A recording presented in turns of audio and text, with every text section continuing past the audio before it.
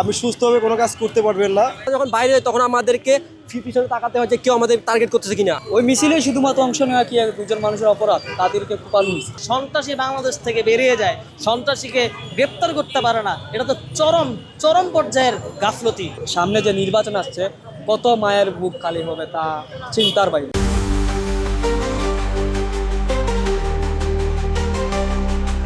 দেশের অবস্থা যে এমন একটা অস্থির পরিবেশে গেছে, এটা কেউই ভালো নেই।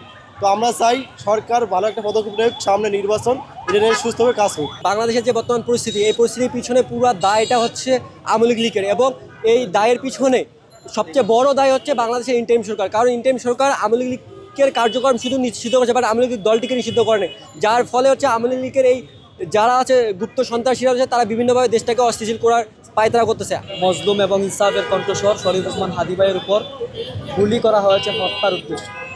ঠিক তখন এটা তো উনি তো অনেক বড় মাপের মানুষ, হয়তো ওনার পিছনে অনেক দুশ্মন থাকতে পারে, শত্রু থাকতে পারে, কিন্তু ওই দুইজন ব্যক্তির পিছনে কারা আছে?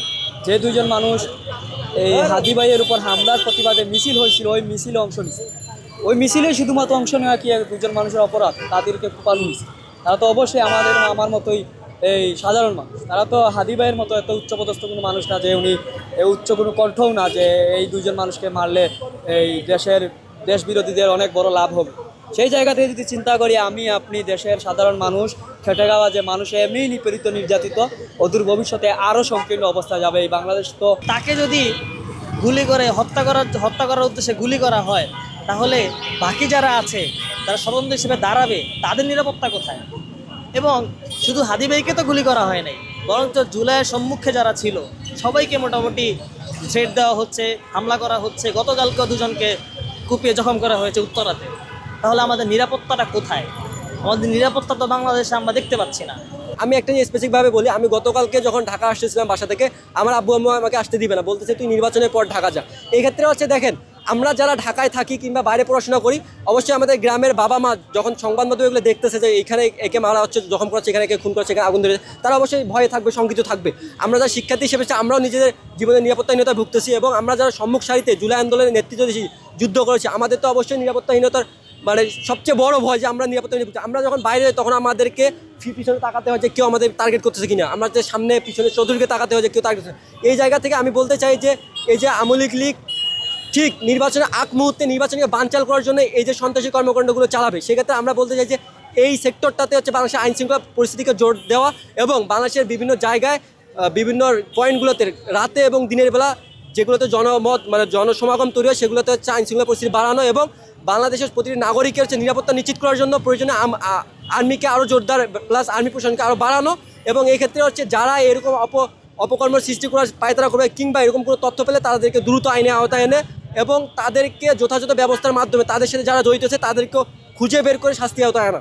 বাংলাদেশের নিরাপত্তার জন্য যারাই আছে তাদের ভিতরেই দেখা যায় বাংলাদেশের বিরোধী মানুষরাই আছে। এখন পর্যন্ত এই ফ্যাসিস্টের আমলে যারা যেখানে অবস্থান নিয়েছিল, যে ফ্যাসিস্টের সময় যারা প্রশাসনের বিভিন্ন জায়গায় আমলা হিসাবে আছে, তাদের কারোরই কোনো ধরনের পদত্যাগ করা হয় নাই বা বহিষ্কার করা হয় নাই, সব জায়গায় আছে। তারাই এই ধরনের কলকাঠি নাড়ছে এবং এই ধরনের অস্থিতিশীল অবস্থা সৃষ্টি করছে।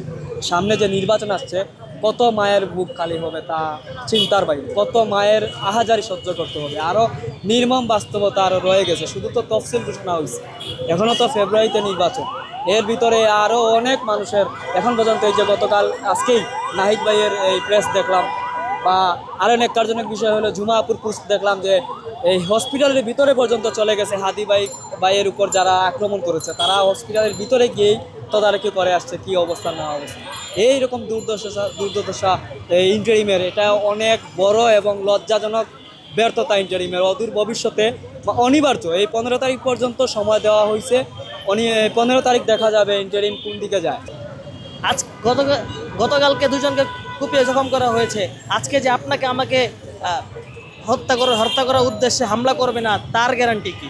তার গ্যারান্টি কি সুপ্রতিষ্ঠা দিতে পারবে না? এবং কি এক তো হচ্ছে গুপ্ত একটা হামলা হয়ে যায়, এটা আমরা মেনে নিলাম যে ঠিক আছে, একটা গুপ্ত হামলা হয়ে গেছে, কিন্তু হামলা হওয়ার পরে সন্ত্রাসী বাংলাদেশ থেকে বেরিয়ে যায়, সন্ত্রাসীকে গ্রেপ্তার করতে পারে না, এটা তো চরম পর্যায়ের গাফলতি, এছাড়া আর কিচ্ছু হতে পারে না।